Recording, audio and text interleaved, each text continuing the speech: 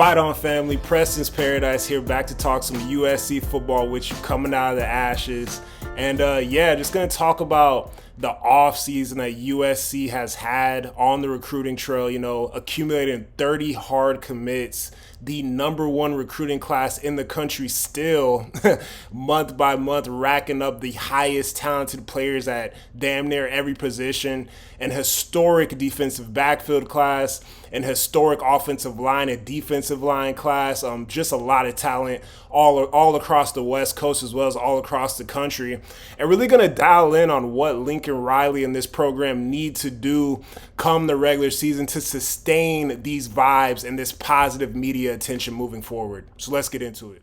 Here's a look at an updated map. Most recent commit, linebacker Talenoa Elely, originally at Orange Lutheran out in California. He is now playing football for his senior year out in Hawaii. And this was a top 3 linebacker in the class, man. Has a prototypical size at 6'4", around 230 pounds. Great feet, length, and movement at that size. It's like a missile, like a magnet to a football out there, playing the Mike linebacker position. And can do some great things on the football field. He's a legacy guy, right, man? He's a guy that wanted to be a Trojan, understands, the connection that USC is making with the Polynesian culture and the Samoan culture, and is just really happy to be in the fold with USC football, and super excited to get an elite linebacker like this. It's obviously a particular position that we've missed on in the previous cycles, last year, the year prior. To get an elite California linebacker is big time, but this class continues to just blow up, continues to grow, and so much talent here in this class of 2026. What it's going to take to sustain these vibes, sustain the national narrative around the university and this football program. That is the highest it's been, I would say, in the last couple of years, right? We talk about defense, we talk about recruiting. We haven't seen it this high probably in the last 4 or 5 years. It's been a little minute, right? Obviously, you have Caleb, you had some successful seasons, but everybody knew that it wasn't a complete program, a complete team that could compete on both sides of the ball. Now when I get to the sidelines, Lincoln Riley, what, incoming recruits, their relatives, their parents, fans like me, alumni are looking for from Lincoln Riley. I don't want to see any clunkiness come the 2025-2026 season. I want guys to get to the line of scrimmage on time, snap the ball, not snapping the ball within 2 seconds. I know you have to make adjustments to the offensive side of the ball. I know there's audibles and stuff like that. I get it. With the communication, I get it. But lots of clunkiness. Last season, lots of clunkiness. The year prior, even with Caleb.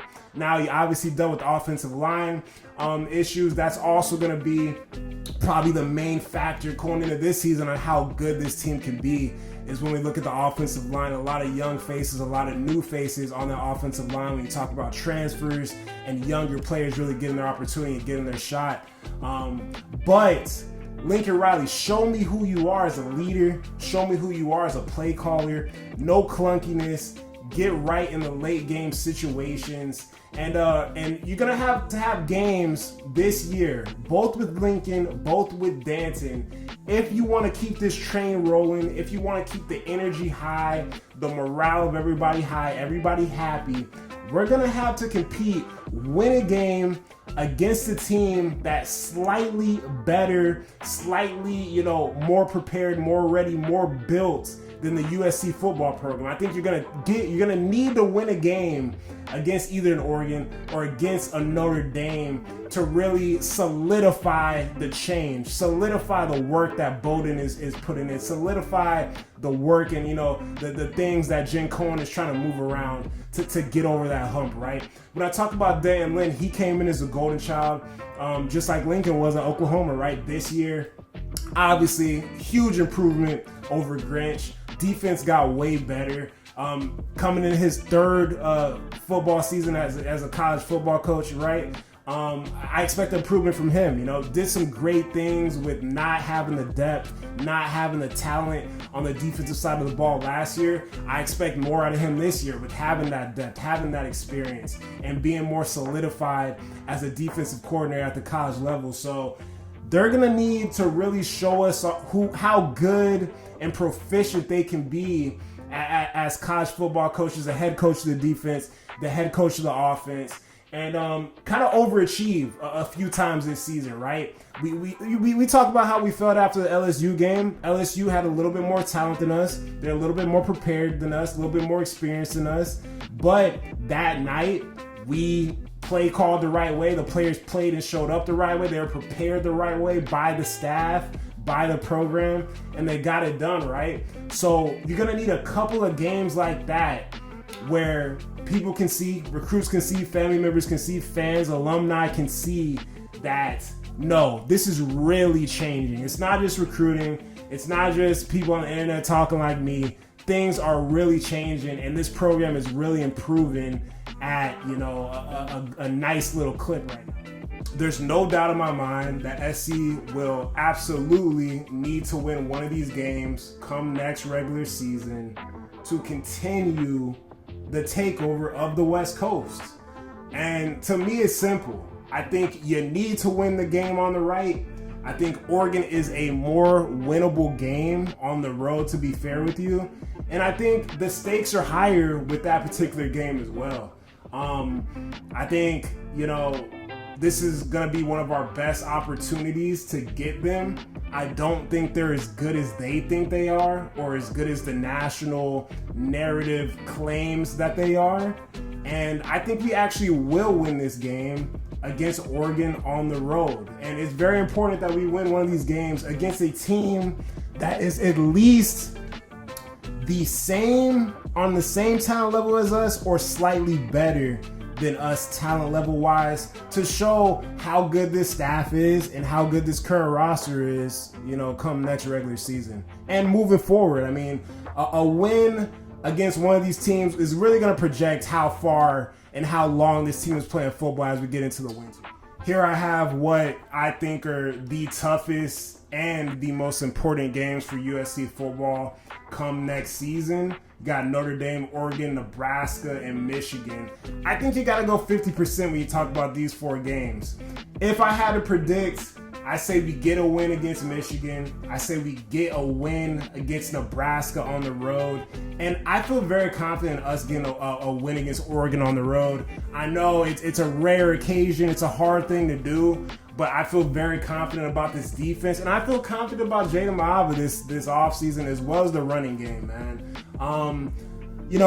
I will throw in the offensive line. That is something that, kind of dances in the back of my mind on, how the running game could, not go as planned, about how the game through the air could not go as planned, right?